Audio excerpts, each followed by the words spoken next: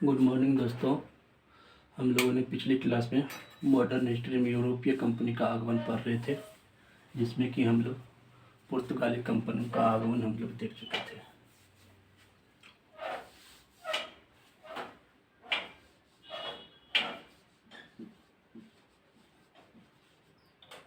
यूरोपीय कंपनी हम लोगों ने पिछले क्लास में पढ़ चुके थे। आखिर यूरोपीय कंपनी भारत आया क्यों था? इसका 3 कारण था। एक तो यूरोपीय कंपनी जब वहाँ पर यूरोप में ही औद्योगिक क्रांति हुआ, वहाँ पर बहुत सारे उत्पादन हो गया। कम उद्योग से जो उत्पादन हो गया, इसको बेचने के लिए उत्पादन सरप्लस बहुत ज़्यादा, और इसको बेचने के लिए एक बाज़ार चाहिए, जनसंख्या चाहिए जो इसको खरीद सके। इसी की खोज के लिए इसको 2 चीज़ चाहिए। एक तो कच्चे पदार्थ चाहिए उद्योग धंधे के लिए, जिसको इंग्लिश में रॉ मटेरियल कहते हैं।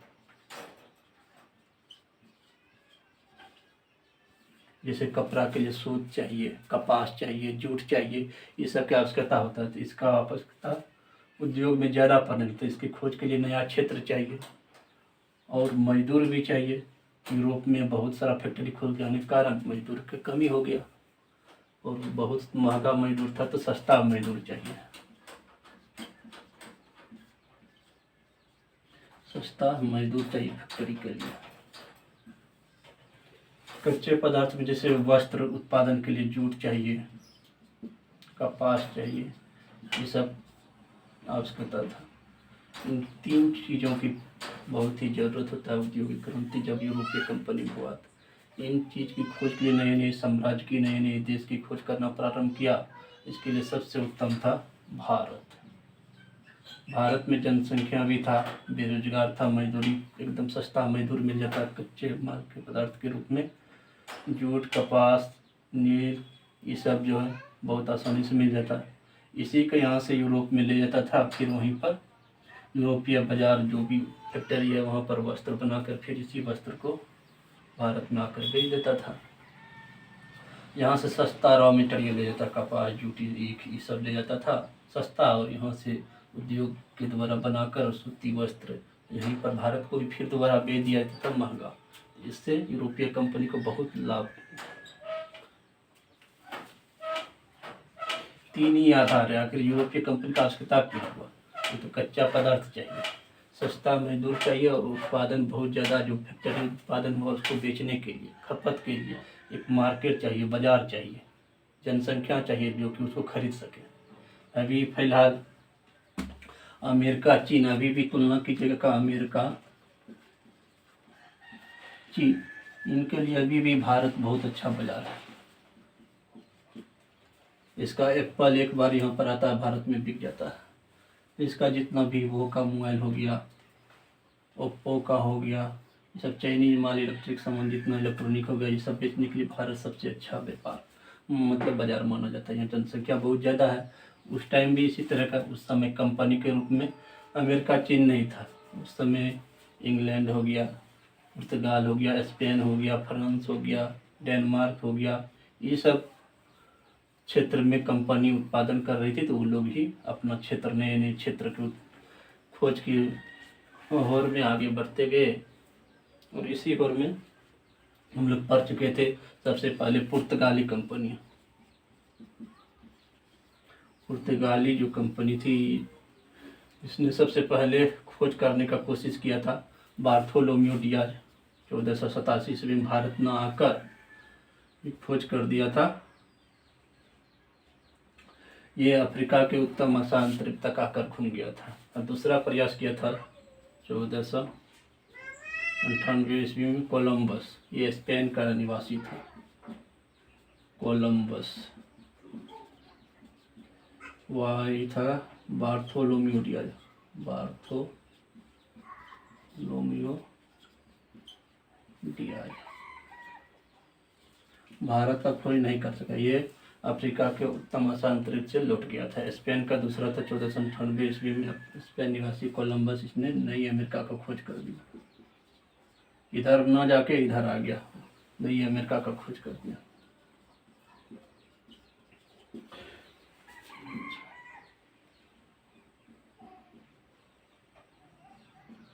चौदह सौ 1498 में किया था। फिर पुर्तगाली ही नाविक था Vasco D gamma. Vasco D gamma जिसने भारत तक खोज किया था। भारतीय व्यापारी अब्दुल मजीद की सहायता से भारत आया था। केरल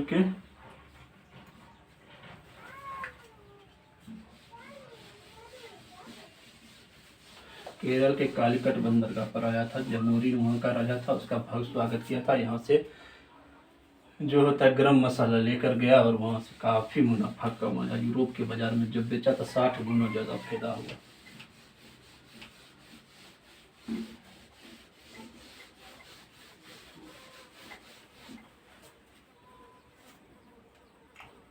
अब हम लोग पढ़ेंगे स्थापना तो हुआ था अंग्रेजी ईस्ट इंडिया कंपनी का दूसरा, लेकिन आया था भारत में पहले डच ईस्ट इंडिया कंपनी।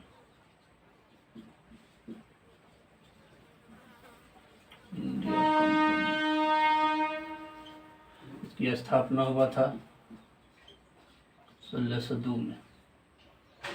प्रथम कारखाना, प्रथम व्यापारिक कोठी जो भारत में खोला था, प्रथम व्यापारिक कोठी खोला था 1605 ईस्वी में खोला था।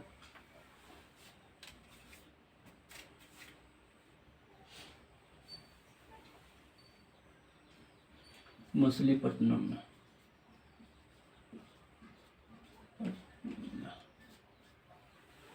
1605 ईस्वी में प्रथम व्यापारिक कोठी खोला था। दूसरा व्यापारिक कोठी खोला था निजामपट्टनम में, जो कि आंध्र प्रदेश में। तीसरा व्यापारिक कोठी खोला था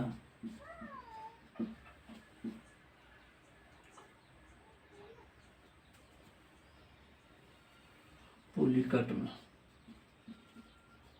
ये भी आंध्र प्रदेश में। डच जो व्यापारिक था, पहला व्यापारी आया था 1596 में आया था, कार्नेलियस डहस्तमोन। 1596 ईस्वी में ही डच व्यापारी आया था कार्नेलियस डहस्तमोन। यहाँ पर देख के गया था कि कितना यहाँ पर गरम मसाला है, सूती वस्त्र है, ये सब देख के गया था। फिर व्यापारी कंपनी भारत में आया। 1605 में प्रथम व्यापारी कोठी का स्थापना मछलीपट्टनम में किया। दूसरा व्यापारी कोठी निजामपट्टनम आंध्र प्रदेश में पड़ता है किया। तीसरा व्यापारी कोठी पुलिकट में किया और कोचीन में किया, सूरत में किया। कोचीन में 1663 ईस्वी में स्थापना किया व्यापारी कोठी। सूरत में 1616 ईस्वी में किया। इस प्रकार जितना भी पुर्तगाली कंपनी जहाँ जहाँ था वहाँ डच ईस्ट इंडिया धीरे धीरे उसको ख़त्म करते चला गया। और इसने मसाले की जगह किसको प्राथमिकता दी? सूती वस्त्र को प्राथमिकता दिया। सूती वस्त्र, मसाले की जगह सूती वस्त्र को प्राथमिकता दिया, क्योंकि भारत में कपास हो गया, जूट हो गया, सन हो गया, ये सब बहुत भरपूर मात्रा में यहाँ पर कच्चे पदार्थ के रूप में पैदा था। इसको यहाँ से ले जाकर यूरोपीय कंपनी वहाँ पर जाता था, वहाँ पर वस्त्र बनाकर फिर भारत के बाजार में बेच देता था। सस्ता यहाँ से ले जाता था, सस्ता खरीद के ले जाता था, वहाँ पर वस्त्र बनाकर फिर भारत को महंगा बेच देता था, जिससे भारत से जितना भी पैसा है धीरे धीरे देश जाने लगा।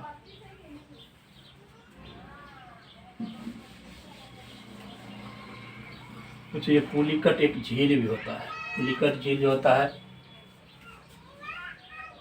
पुलिकट झील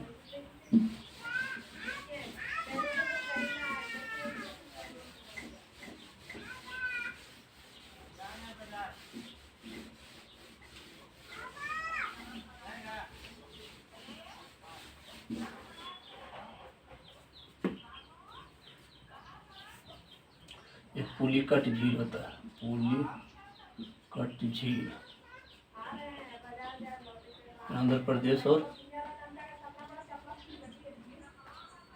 तमिलनाडु दोनों के बॉर्डर पर पाया जाता है। आंध्र प्रदेश तमिलनाडु के बॉर्डर पुलिकट झील और चिल्का झील हो गया, चिल्का झील हो गया, कोलेरू झील हो गया,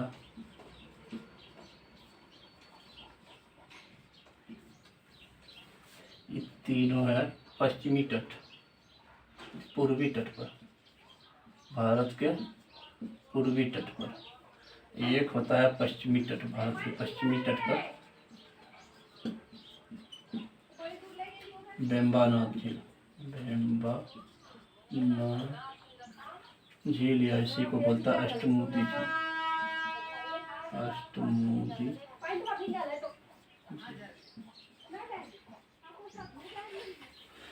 चार गो भारत में अनुपम झील जिसको बोलते हैं अनुपम झील, भारत में चार गो पाए जाता है। अनुपम झील की संख्या 4 है। भारत के पूर्वी तट पर पुलिकट झील, आंध्र प्रदेश तमिलनाडु बॉर्डर पर चिल्का झील, उड़ीसा कोलोरी झील, आंध्र प्रदेश वेम्बनाड या अष्टमुदी झील केरल में। 4 झील अनुपम झील बोला जाता है इसको।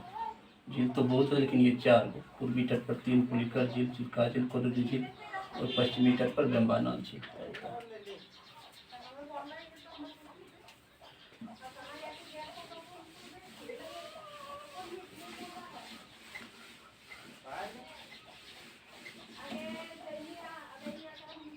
Dutch east India company Bihar के पटना में भी अपना सूती बस्तर के कारखाना जो कि खोला था 1632 ईस्वी में पटना में।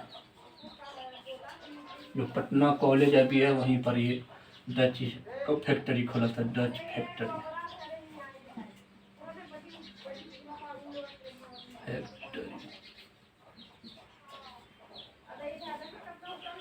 1632 में पटना में भी इसका कारखाना लगाया गया था। डच जो था काफ़ी पावरफुल था, पुर्तगाली कंपनी का लगभग जहाँ जहाँ फैक्ट्री था वहाँ डच आके सब पर स्थापना अपना प्रभुत्व जमा लिया। लेकिन डच है कि सर्वोच्च पर तो पहुँचा, सर्वोच्च पर बने रहना बहुत मुश्किल है, क्योंकि यूरोपीय और भी कंपनी आते गया इस देश में कि वहाँ पर बहुत फायदा होता है। तो अगला जब अंग्रेज आया, अंग्रेजी ईस्ट इंडिया कंपनी, तो इसको 1759 ईस्वी के बेदरा के युद्ध, बेदरा के युद्ध में अंग्रेजी east India company, east India company versus Dutch east India company के बीच युद्ध हुआ, जिसमें कि डच ईस्ट इंडिया पराजित हो गया।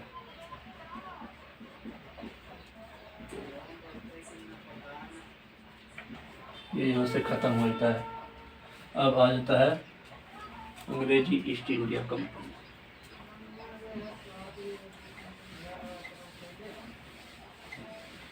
अच्छा, एक चीज, पुर्तगाली ईस्ट इंडिया कंपनी आया था, उसने बहुत कुछ हम लोग को दे के भी गया था, जैसे कि समय की गणना करना सिखाया, समय की गणना करके सिखाया उसी ने, पुर्तगाली ने। तंबाकू, आलू, ये सब खेती देन है पुर्तगाली का। प्रिंटिंग प्रेस, आधुनिक जो प्रिंटिंग प्रेस है वो भी देन है उनका, पुर्तगाली का आधुनिक प्रिंटिंग प्रेस।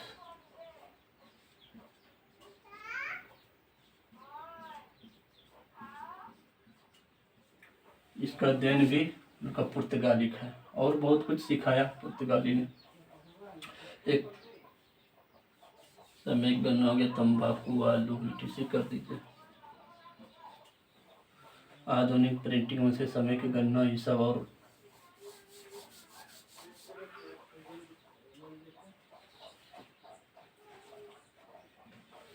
दो कंपनी हम लोग पढ़ चुके हैं, पुर्तगाली कंपनी और डस्ट ईस्ट इंडिया कंपनी। अब अगला जो आएगा भारत में आएगा अंग्रेजी ईस्ट इंडिया कंपनी।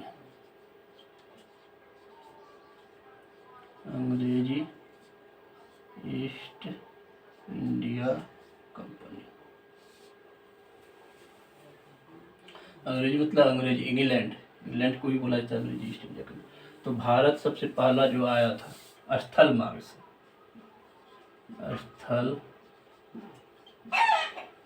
स्थल मार्ग से आने वाला प्रथम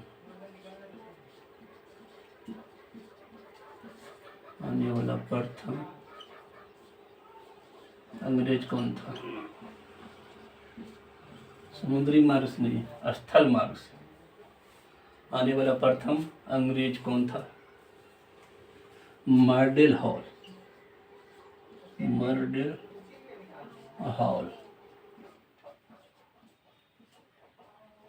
1595 या कहीं कहीं 97 भी रहता है। अब देख लीजिएगा कौन सा, ये 95 और 97। मर्डेल हॉल 1595 अकबर के समय आया था। मुगल शासक, मुगल बादशाह कौन था इस समय? अकबर। 1605 में अकबर का मृत्यु होगा, तो इस समय मुगल शासक अकबर था। स्थल मार्ग से, समुद्री मार्ग से आने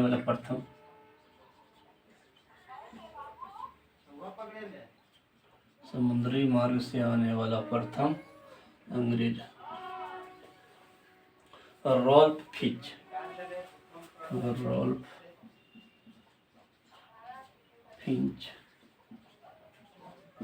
1587 ईस्वी में आया था। ये भी अकबर के शासन काल में आया था। मुगल शासक उस समय अकबर ही था। अंग्रेजी ईस्ट इंडिया कंपनी का स्थापना कब हुआ? 31 दिसंबर 16 ईस्वी का स्थापना हुआ।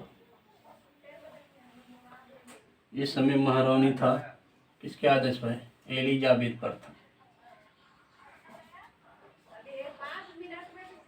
महारानी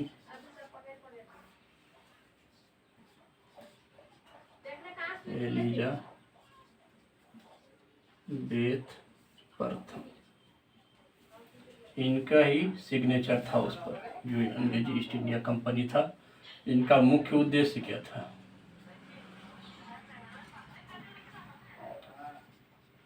भारत और दक्षिण पूर्वी एशियाई देशों पर व्यापार करना। पूर्वी एशियाई देशों से व्यापार करना। इनका मुख्य उद्देश्य था व्यापार करना। कहाँ? भारत, क्योंकि भारत में बता दिए यहाँ सस्ता मजदूर मिल जाएगा, रॉ मटेरियल कच्चे पदार्थ मिल जाएगा, और सबसे बड़ी बात जो उत्पादन हो रहा था फैक्ट्री से बहुत ज़्यादा, उसको बेचने के लिए एक बहुत बड़ा बाजार मिल जा रहा था। इसलिए भारत सहित दक्षिण पूर्वी एशियाई देश जैसे हो गया, कंबोडिया हो गया, सिंगापुर, इंडोनेशिया, इस सब जगह पर भारत व्यापार करने के लिए इस कंपनी को भेजा। इस समय शासक कौन था? ब्रिटेन का शासक। ब्रिटेन का शासक था जेम्स प्रथम।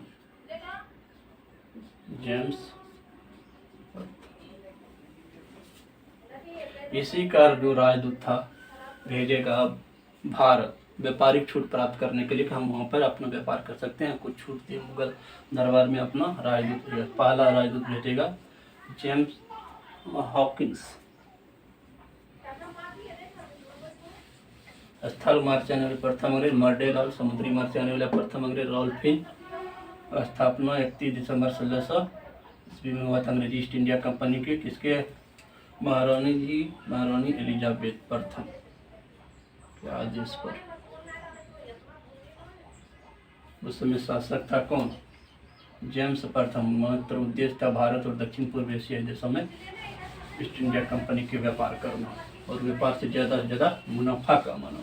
अभी तो ये फिक्स नहीं था कि वहाँ पर जाके उनको राज्य करना है या फिर अपना शासक वहाँ पर बनाना है। सिर्फ व्यापार करना है, जितना हो सके ज़्यादा से ज़्यादा मुनाफा कमाना।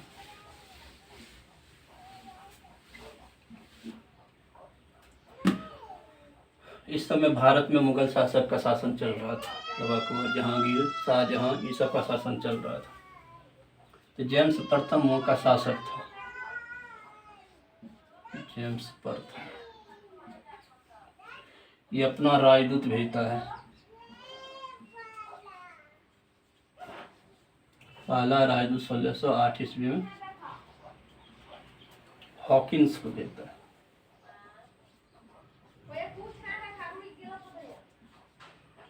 1605 ईस्वी में अकबर मर जा रहा था। अकबर का इस समय बेटा जहांगीर था।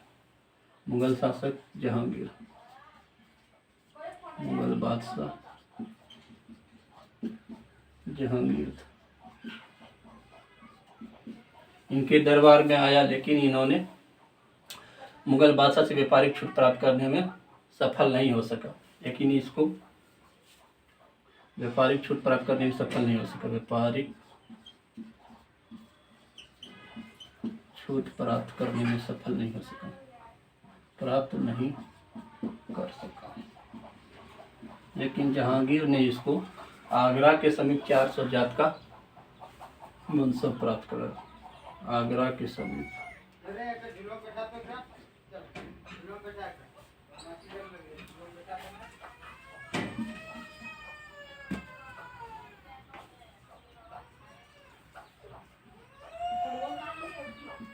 आगरा के समीप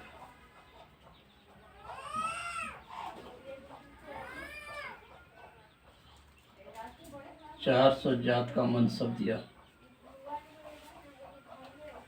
मनसब बना दिया, मनसब बना दिया। व्यापारिक छूट करने में तो कुछ इसको सफलता नहीं हुआ, लेकिन आगरा के समीप 400 जात का मनसब इसको दे दिया। दूसरा जो था जेम्स प्रथम का दूसरा राजदूत,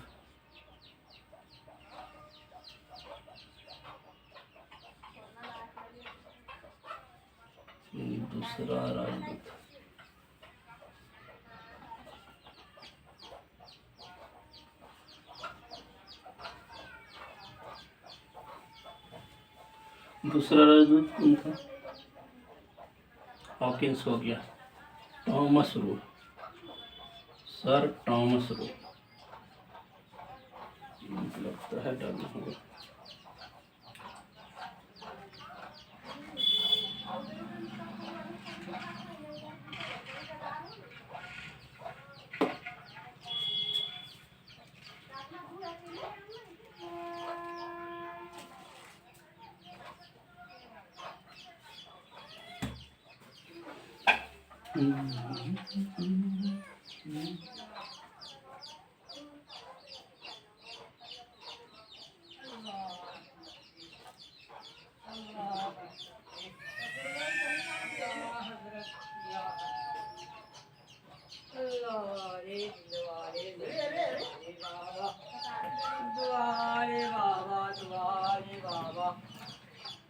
अल्लाह का रहमत होगा भाई, या अल्लाह वाले ने कमैया, अल्लाह का शुक्र है, या आगा अल्लाह वाले। अस्सलाम वालेकुम। दूसरा राजदूत था कौन? Sir Thomas Roe, sir Thomas Roe. अब इसने तो प्राप्त कर लिया था, व्यापारिक छूट प्राप्त करने में सफलता हो गई।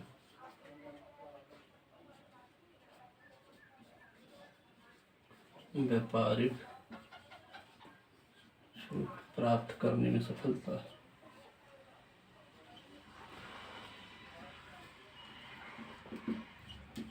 सफल हुआ।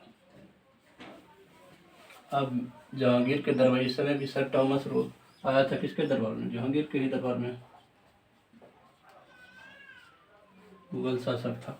इस बार इसने व्यापारिक छूट प्राप्त करने में थोड़ा बहुत सफलता प्राप्त कर लिया। इसलिए अब अंग्रेजी ईस्ट इंडिया कंपनी की प्रथम व्यापारिक कोठी खोला जाएगा कहाँ पर?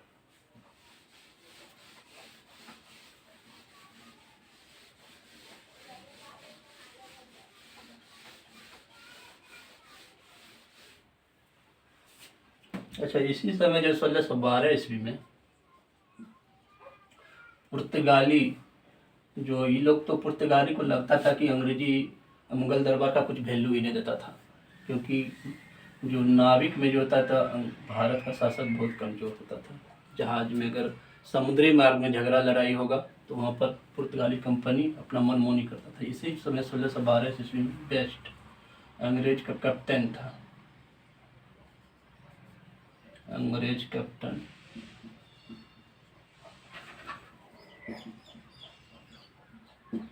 बेस्ट,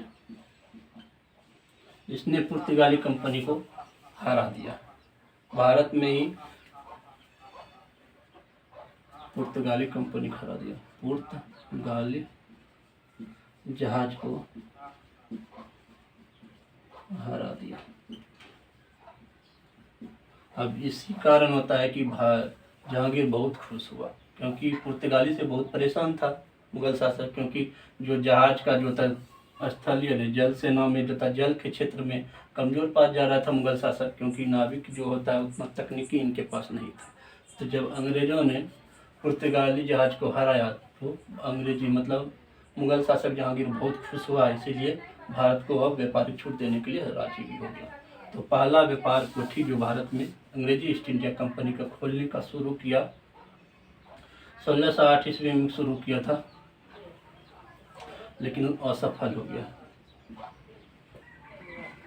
सूरत में कोशिश किया था, असफल हो गया। दूसरा 1611 ईस्वी मछलीपट्टनम में सफल व्यापारिक कोठी, व्यापारिक कोठी।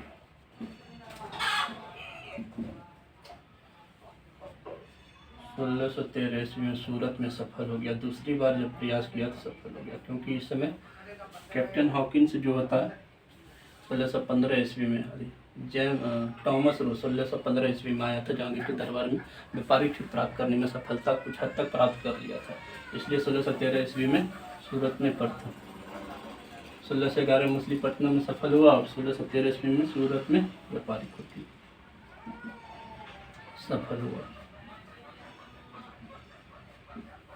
ये पश्चिमी तट पर है, भारत के पश्चिमी तट, ये भारत के पूर्वी तट। तट मतलब भारत का दो ही तट, ये गुजरात है, इसको पश्चिमी तट बोलते हैं, इसको पूर्वी तट बोलते हैं।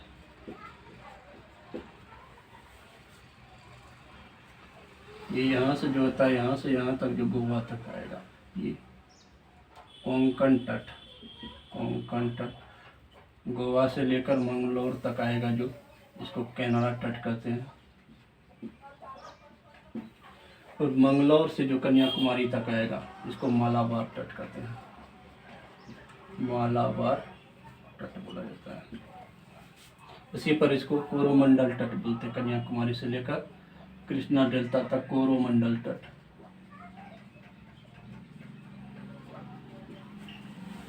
इसका तमिलनाडु का जो क्षेत्र था कोरोमंडल तट हो गया, इधर गोलकुंडा तट हो जाएगा और इधर उत्तरी सरकार तट हो जाएगा।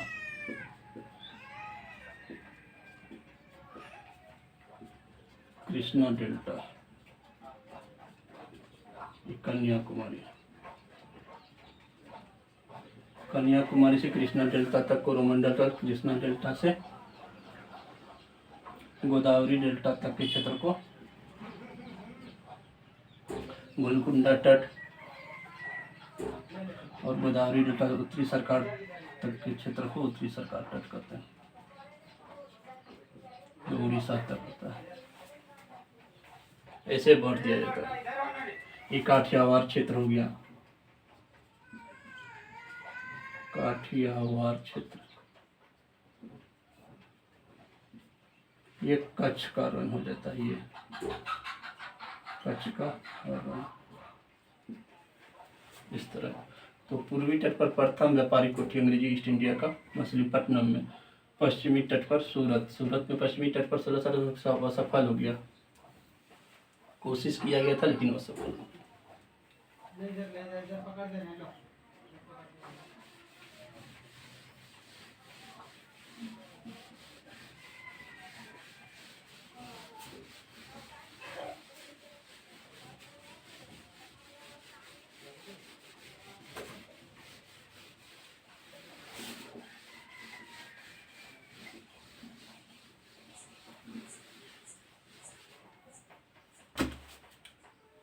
1661 ईस्वी में फ्रेंच राजकुमारी और अंग्रेज शासक, अंग्रेज का वहाँ जो राजकुमार था, इंग्लैंड का राजकुमार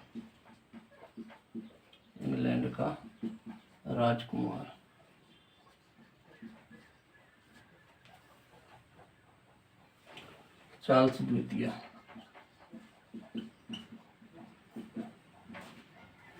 द्वितीय और पुर्तगाली राजकुमारी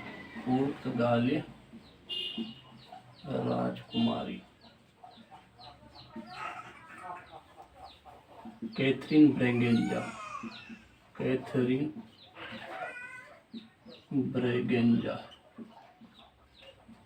ये दोनों की भी शादी हो गया, शादी या विवाह हुआ। और पुर्तगाली ने देह स्वरूप मुंबई को दे दिया। इसको अंग्रेजी ईस्ट इंडिया, इसको इंग्लैंड के राजकुमार चार्ल्स द्वितीय को दहेज में मुंबई दे दिया। और मुंबई रख कर करेगा कि मुंबई को 10 पाउंड वार्षिक किराया पर ईस्ट इंडिया कंपनी को दे दिया। इसको मुंबई को दहेज में जो मिला था, पुर्तगाल से जो मिला था इंग्लैंड के राजकुमार को, उसको 10 पॉइंट के वार्षिक किराया पर दे दिया ईस्ट इंडिया कंपनी को। और ये मुंबई का संस्थापक कौन था? गेराल्ड अंगियार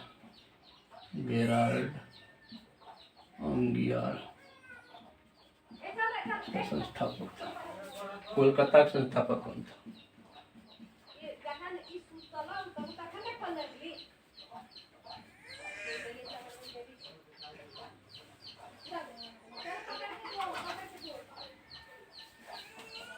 बताइए आप लोग, कोलकाता का संस्थापक कौन था?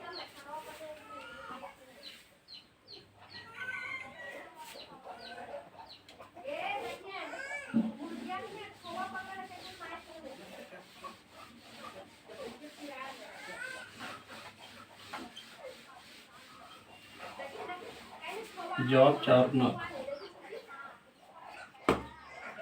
कोलकाता का संस्थापक George चार्नक।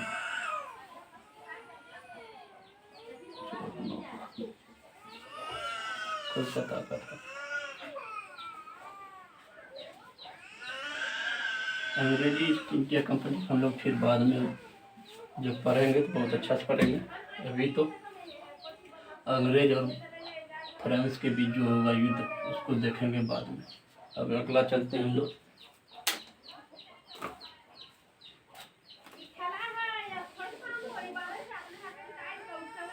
Danish east India company, आज कंपनी खत्म कर देंगे, उसके बाद चलेंगे ईस्ट इंडिया कंपनी जो होता है गवर्नर का, देखेंगे डेनिश ईस्ट इंडिया कंपनी। ये कुछ कर नहीं सके। इसकी स्थापना 1616 में हुआ। प्रथम व्यापारिक कोठी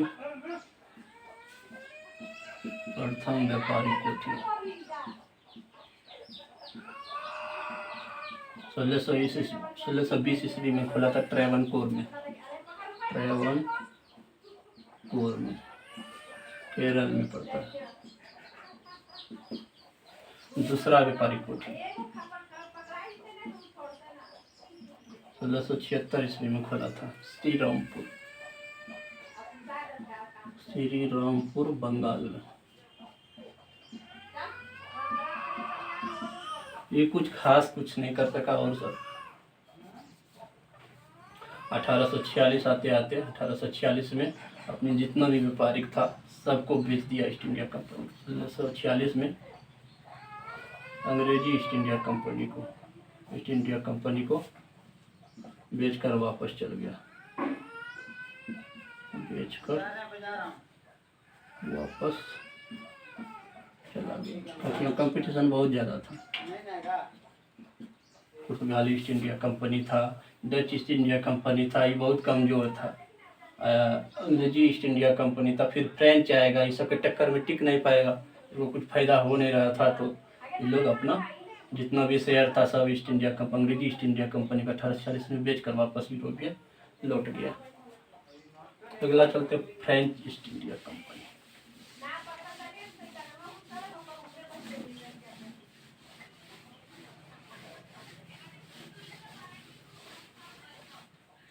French east India company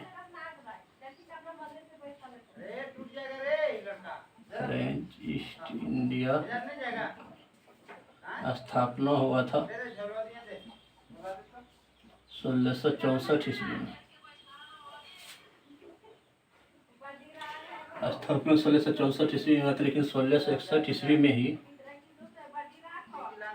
Frank Cairo Bharat आया था।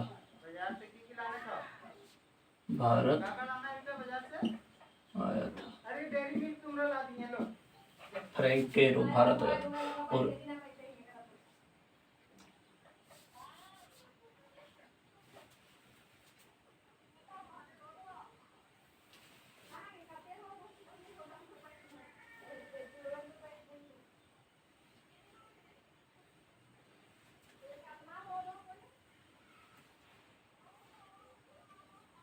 फ्रेंच ईस्ट इंडिया कंपनी की स्थापना किसकी सहायता से हुआ था? यहाँ का इस समय राजा कौन था?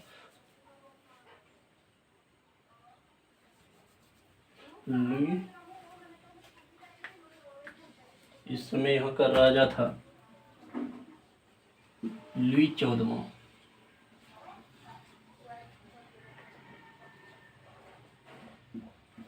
लुई 14वां था, इसी को बोलता है लुई 14वां। और इसका वित्त मंत्री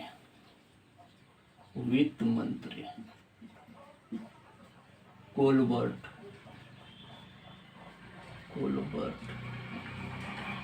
ये दोनों की सहायता से फ्रेंच ईस्ट इंडिया कंपनी की स्थापना हुआ था 1664 ईस्वी में।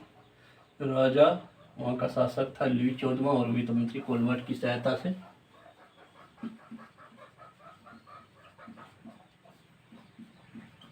फ्रेंच ईस्ट इंडिया कंपनी का स्थापना हुआ।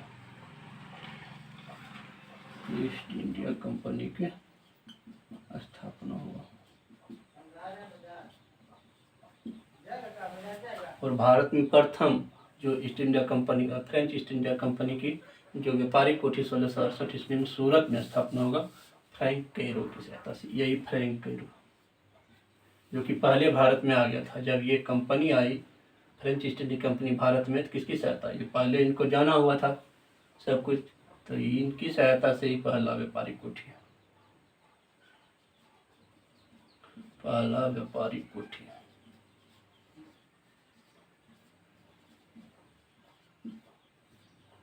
सोलह सौ 68 ईस्वी में फ्रैंक कैरो की सहायता से सूरत में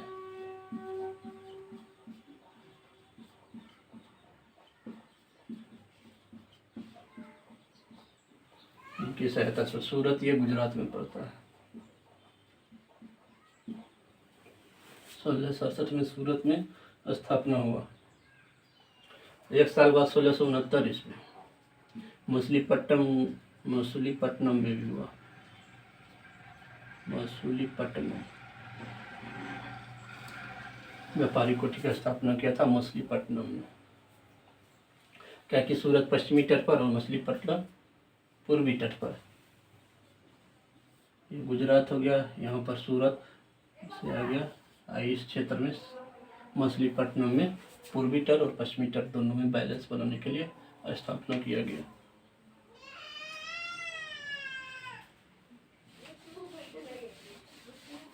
लेकिन फ्रेंच ईस्ट इंडिया कंपनी ज़्यादातर अपना व्यापारिक जो होता है पौंडीचेरी को बनाया था।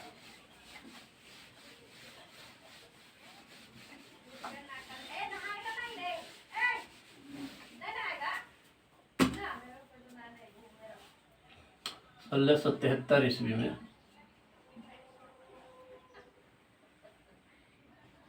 फ्रैंकोइस मार्टिन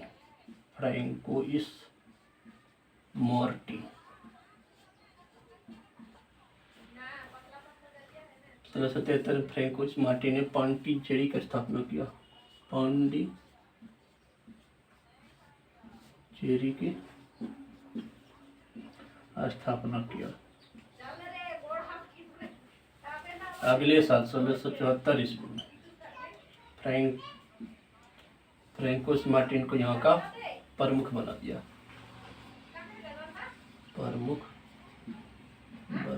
गया। यहाँ का पांडिचेरी का प्रमुख बना दिया गया। और यही पांडिचेरी जो है फ्रेंच ईस्ट इंडिया कंपनी का मुख्यालय भी बन गया। फ्रेंच ईस्ट इंडिया कंपनी प्रमुख मुख्यालय यही से अपना सब हो गया, पांडिचेरी को बना गया।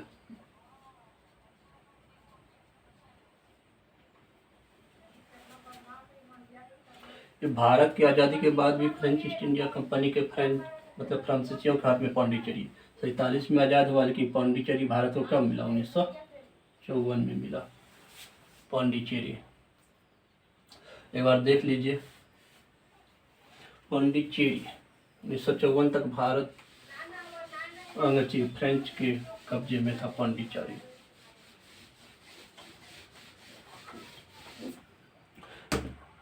उन्नीस सौ छप्पन में भारत में 14 स्टेट था, 14 स्टेट और 6 यूनिटरी स्टेट केंद्र शासित प्रदेश था। 1956, 1960, 63, 1966, 1971, 1972, 1975, 1987, 2000, 2014, 2019, 2020। देखिए अभी तक में कैसे कैसे चेंजिंग हुआ। 1960 में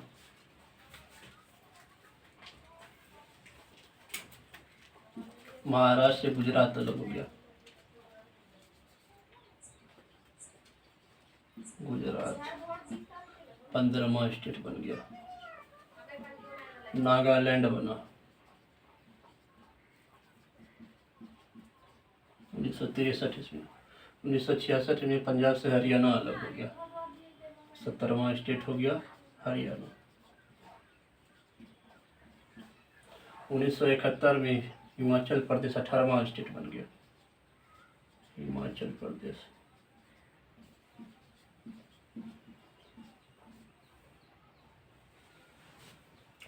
1972 में 3 राज्य बना, उसका time is money, time is money.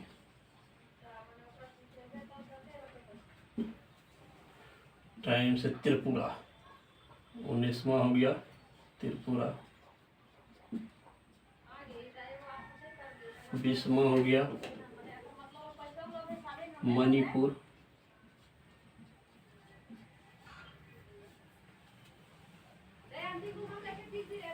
ये मेघालय।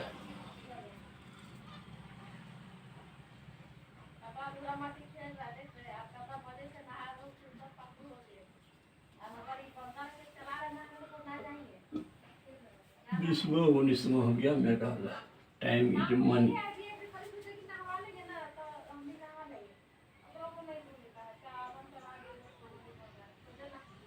20 हो गया, 19, 20, ये 21 हो गया।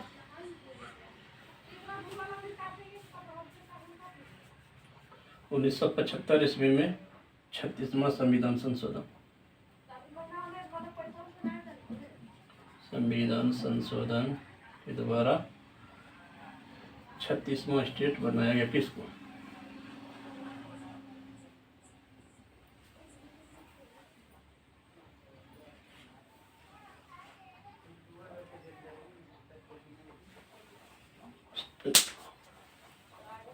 सिक्किम को बनाया गया।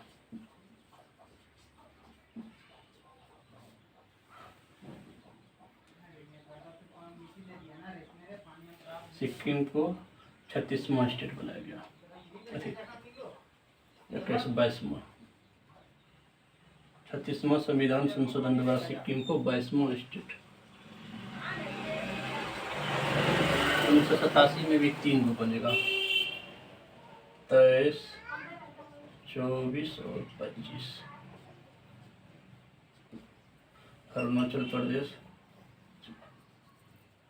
मिजोरम, अरुणाचल प्रदेश और 25वां गोवा। 52वां संविधान संशोधन एवं 52वां संविधान संशोधन। पिछले क्लास में भी हम लोग पढ़ा दिए थे कि गोवा जो है 1962 ईस्वी में गोवा मुक्ति संग्राम के अंतर्गत 1987 ईस्वी में भारत को बना था। 1961 में तो गोवा को छोड़ा था, पुर्तगाल छोड़ा था गोवा पर अधिकार 1961 तक पुर्तगाल का था। तो 1987 ईस्वी में ये राज्य बना। 1962 में केंद्र शासित प्रदेश का दर्जा दिया गया था और 1987 में 52वां संविधान संशोधन के द्वारा 52वां 35वां ये देख लीजिए कितना है। गोवा को 25वां स्टेट मिला और 2000 में 3 स्टेट बना। 1 नवंबर 2000, 15 नवंबर, 9 नवंबर 2000 और 15 नवंबर 2000। इसमें हो गया 25, 26, 27, 28, 26, 27 और 28। 26वां बना 1 नवंबर को छत्तीसगढ़ 27वां बना 9 नवंबर को उत्तराखंड, उत्तर प्रदेश से अलग होकर उत्तराखंड, ये एमपी से अलग हुआ था छत्तीसगढ़। और 15 नवंबर 28वां स्टेट बना अपना झारखंड, बिहार से अलग हो गया था, झारखंड बन गया। और 2014 2 जून मोदी जी जब आएगा तब आंध्र प्रदेश से तेलंगाना अलग हो जाए, कम 29वां स्टेट के रूप में तेलंगाना। 2014 फिर 2019 में जम्मू कश्मीर जो स्टेट था अब उसको केंद्र शासित प्रदेश 2 को बना दिया। 5 अगस्त 2019, 6 अगस्त 2019 और 9 अगस्त 2019 ये राज्यसभा, लोकसभा और राष्ट्रपति इस पर साइन कर दिया। 9 अगस्त को राष्ट्रपति जब साइन कर दिया तो वो अधिनियम बन गया। और जब राष्ट्रपति साइन कर दिया तो जब जम्मू कश्मीर 2 केंद्र शासित प्रदेश, जम्मू एंड कश्मीर, ये स्टेट में रहकर लेह और लद्दाख।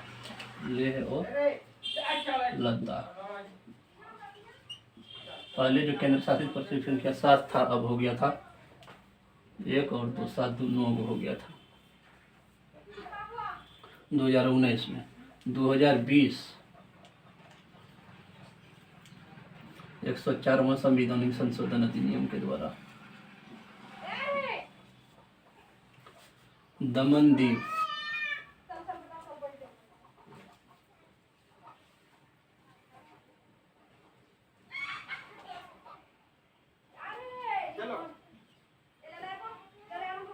दादर एवं नगर हवेली, दादर एवं नगर हवेली और दमन दीव, ये दोनों को मिलाकर एक केंद्र शासित, पहले अलग अलग था अब दोनों को मिलाकर एक ही केंद्र शासित प्रदेश बना दिया। तो यहाँ पर जो 7 था केंद्र शासित प्रदेश अब 8 हो गया, क्योंकि दोनों मिला के 1 हो गया। तो अभी जो वर्तमान में है जम्मू कश्मीर 29 स्टेट था, 29 स्टेट जम्मू कश्मीर खत्म हो गया, केंद्र शासित बच गया 8। तो अभी स्टेट की संख्या 28 हो गया 29 से, और यूट्रिक संतुलन 8 हो गया। पहले 9 था लेकिन अब 8 हो गया, क्योंकि दादर नगर हवेली और दमनदीप को एक कर दिया, दोनों को मिलाकर एक ही का शासन कर दिया। ये होगा पॉलिटी का कुछ सेक्शन। आगे हम लोग, क्योंकि पांडिचेरी 1954 तक फ्रेंच के हाथों में था, इसलिए हम सबको एक बार रिवाइज करा दिए। पॉलिटी में आप लोग पढ़िएगा, लेकिन यहाँ पर भी हम लोग करवा दिया।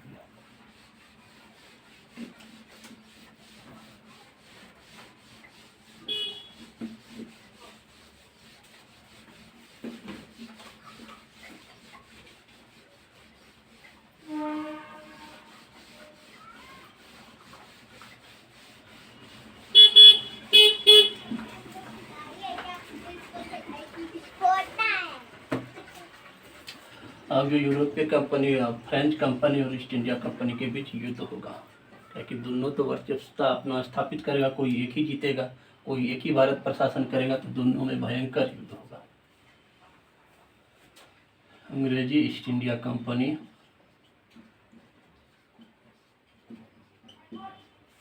Versus French east India company.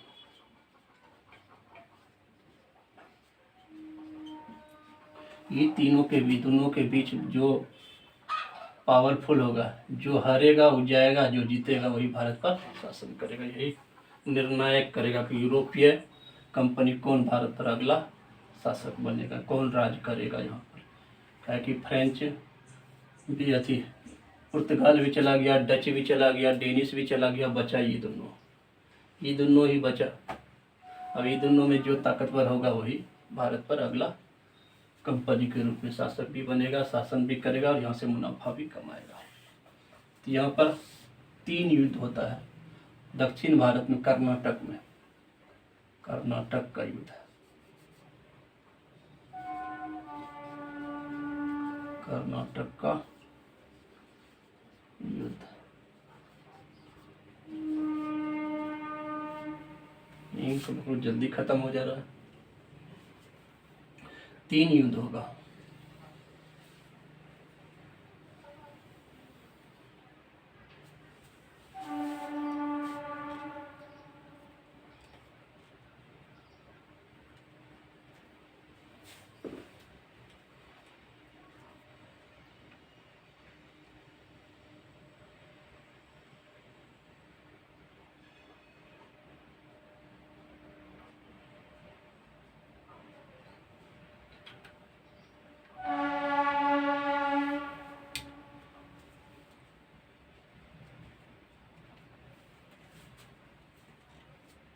Karnataka का युद्ध 3 गो युद्ध होगा दोनों के बीच, अंग्रेजी ईस्ट इंडिया कंपनी और फ्रेंच ईस्ट इंडिया कंपनी। पहला 1846 से 48, दूसरा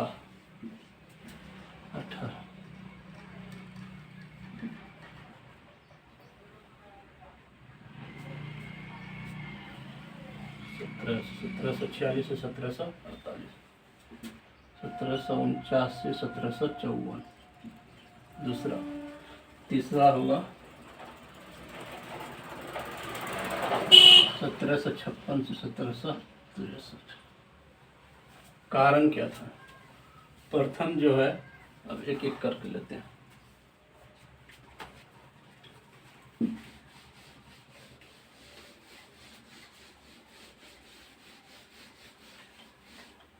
दोनों के बीच कर्नाटक के, अब कर्नाटक और एक चीज समझना होगा, कर्नाटक और तब उसके बाद चलते हैं कर्नाटक और ये हैदराबाद, दोनों दक्षिण भारत का राज्य है और दक्षिण भारत में अपना वर्चस्व कायम करने के लिए दोनों में युद्ध हो जाता है। कर्नाटक का इस समय यहाँ भी उत्तराधिकारी का युद्ध चल रहा था और यहाँ भी उत्तराधिकारी का युद्ध चल रहा था। यहाँ पर 1748 ईस्वी में निजाम की मृत्यु हो जाता है। फिर 1724 ईस्वी में मोहम्मद शाह रंगीला के समय हैदराबाद आज़ाद हुआ था। 1724 और 48 इतना दिन तक तो निजाम शासन किया। जब युद्ध ये मर गया, इसके बाद यहाँ पर उत्तराधिकारी का युद्ध चल रहा था। यहाँ पर 2 उत्तराधिकारी युद्ध चल रहा था। एक तो मुजफ्फर जंग था,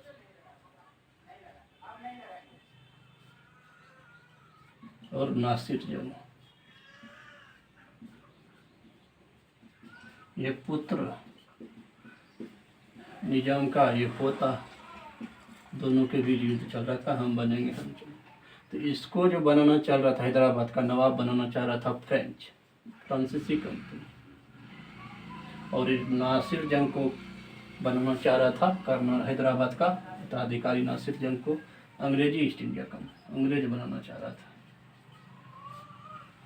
इसी को लेकर तो युद्ध होना था। और यहाँ कर्नाटक का जो था, यहाँ भी उत्तराधिकारी का युद्ध चल रहा था। यहाँ किसको किसको बनाना चाह रहा था।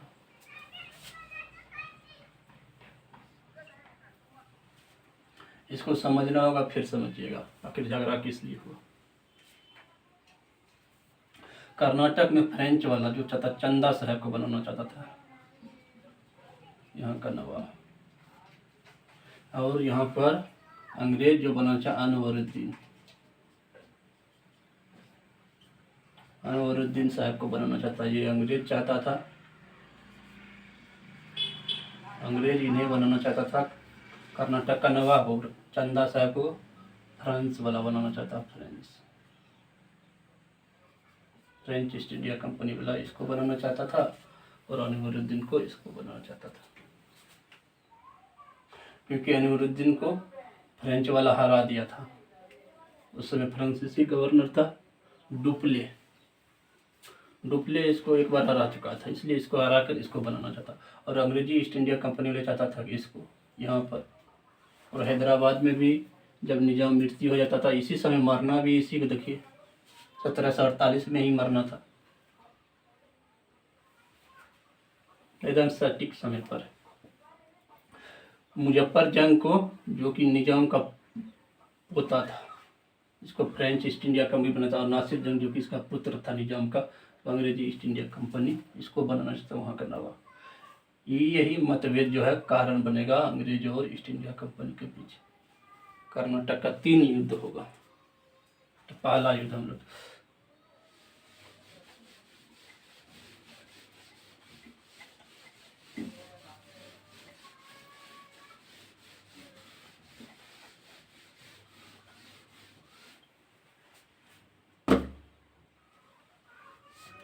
पहला कर्नाटक का युद्ध।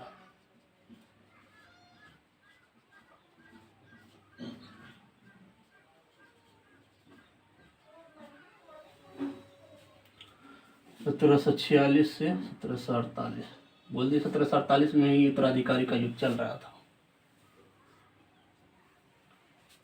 तो कारण कहते यूरोप में चल रहा था ऑस्ट्रिया के उत्तराधिकारी का युद्ध।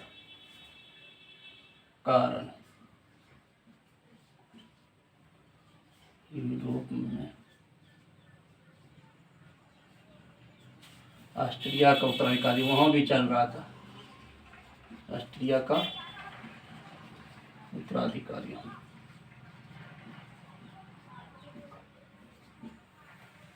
अधिकारी का युद्ध चल रहा था, वहाँ भी यूरोप में भी चल रहा था। वहाँ का प्रभाव भारत में चल रहा था, भारतों में कर्नाटक और हैदराबाद में चल रहा था उत्तराधिकारी का युद्ध। यहाँ का जो अंग्रेजी था, एक कैप्टन था बर्नेट, अंग्रेज कैप्टन बर्नेट, कैप्टन जो था बर्नेट था, इसने किया कुछ पुर्तगाली जहाज को बंदी बना लिया, कुछ पुर्तगाली जहाज को बंदी बना लिया।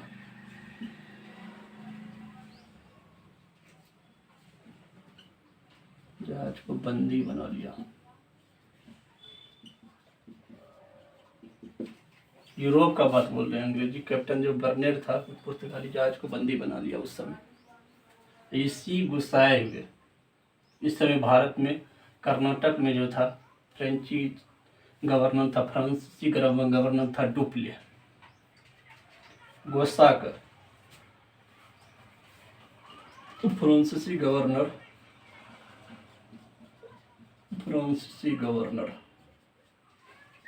वो यूरोप में बर्नेट कुछ अधिकार कर लिया। पुर्तगाली ने फ्रेंच ईस्ट इंडिया कंपनी, फ्रांसीसी जहाज, फ्रांसीसी जहाज को कब्जा कर लिया।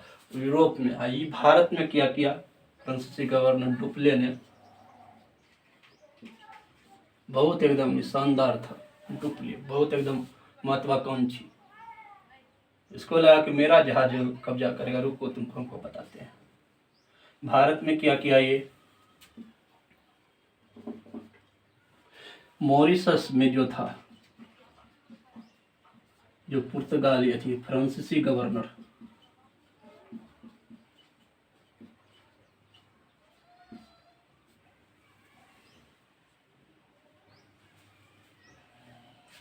मॉरिशस में जो फ्रांसीसी गवर्नर था,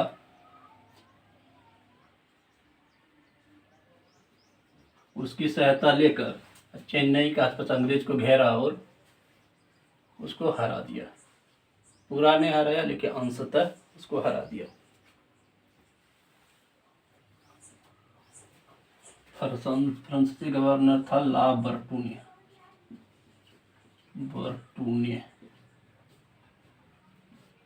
इसकी सहायता से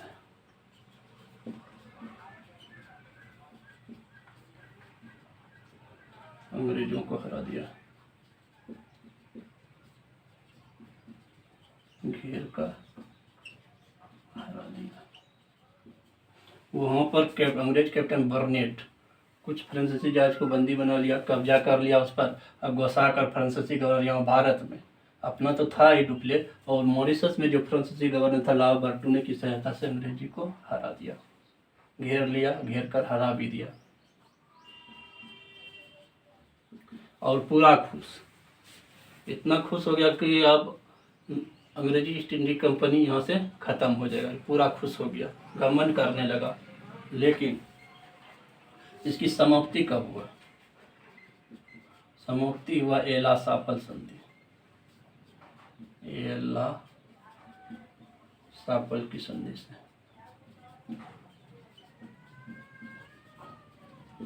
1748 ईस्वी में।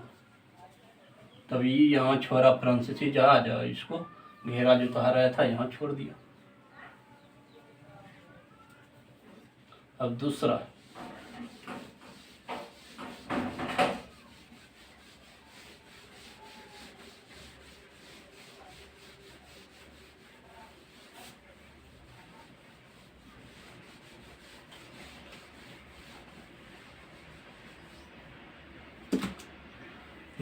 जो था कर्नाटक का युद्ध,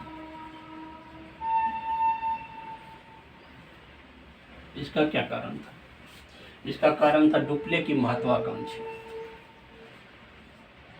डुप्ले की महत्वाकांक्षी।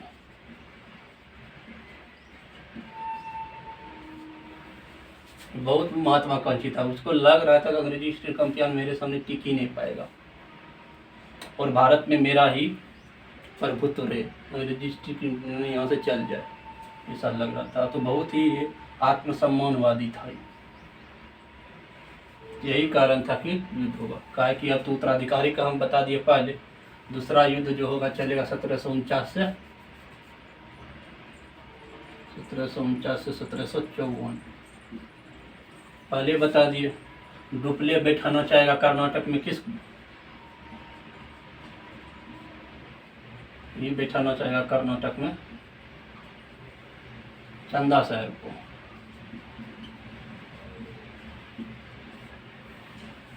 जबकि अंग्रेज चाहेगा कर्नाटक में बैठे अनवरुद्दीन।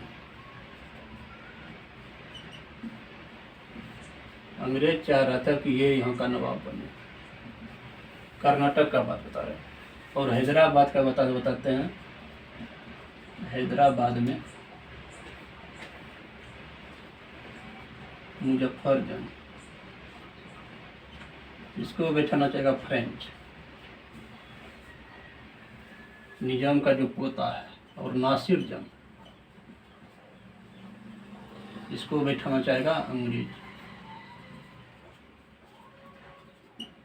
हैदराबाद का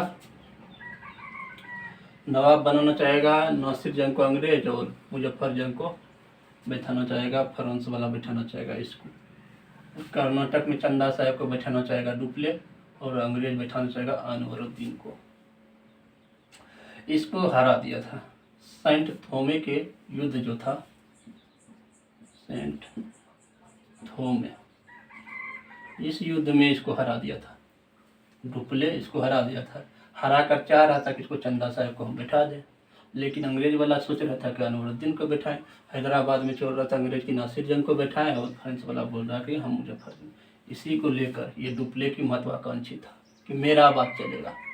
अंग्रेज वाला सोच रहा था कि मेरा बात चले। इसी को लेकर युद्ध स्टार्ट हो गया।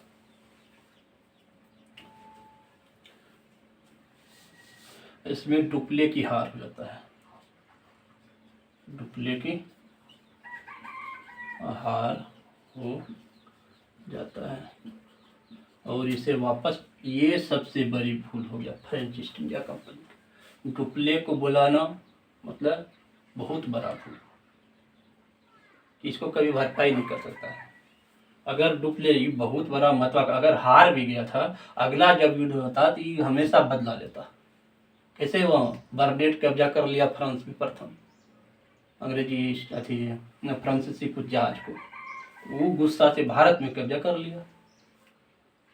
तो ये अगर हार भी गया था, इसको बुलाना ना चाहिए। तो तीसरा जब युद्ध होता तो पूरे जोर से कोशिश करता को हम अंग्रेजों को यहाँ से खदेड़ कर भगा दें, लेकिन इसी समय इसको बुला लिया।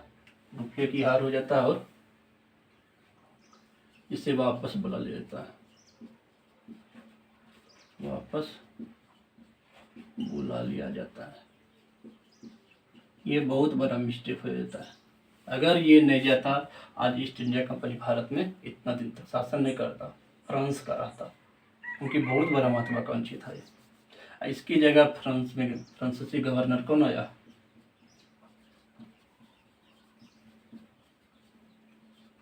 नया आया गोडोहू, गोडेहू।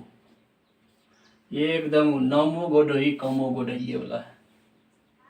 तुरंत इसने 1954 ईस्वी में पांडिचेरी की संधि करके ये समाप्त कर दिया युद्ध को। समाप्ति होगा पांडिचेरी की संधि, पांडिचेरी की संधि। एकदम गधा, नमो गोडोही कमो गधा, तुरंत संधि कर लिया पांडिचेरी की संधि, और ये दूसरा कर्नाटक युद्ध खत्म हो गया। इसमें अंग्रेजों की अंशतः हार हुआ था, थी फ्रांस की अंशतः था, फ्रांस की हार हो गया, हार मान लिया, संधि कर लिया।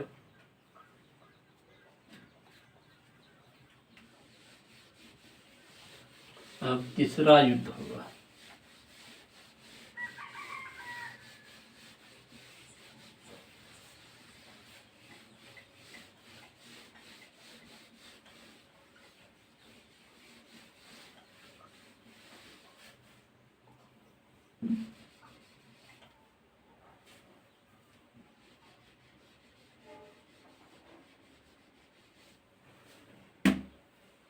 तीसरा कर्नाटक का युद्ध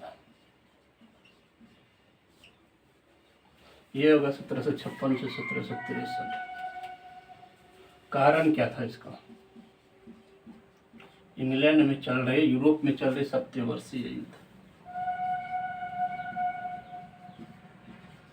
यूरोप में चल रहे सप्तवर्षीय युद्ध। ये नहीं खाली भारतीय में युद्ध चल रहा था, वहाँ यूरोप में भी तो अपना प्रभुत्व कायम करने के लिए दोनों लड़ रहा था कि हमारा वर्चस्व चले, मेरा मतलब शासक हो, मेरा सामान ज़्यादा बिके, मेरा साम्राज्य ज़्यादा बड़ा हो।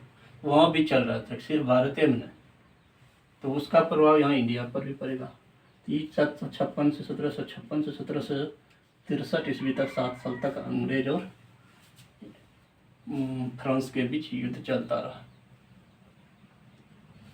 इसी बीच गोडोही को हटाकर 1758 ईस्वी में, गोडोही को हटाकर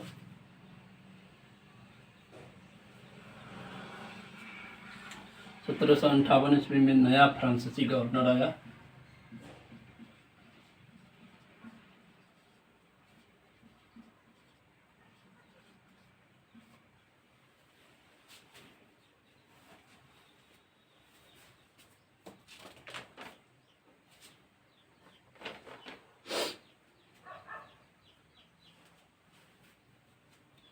काउंट डी लाली, काउंट डी लाली।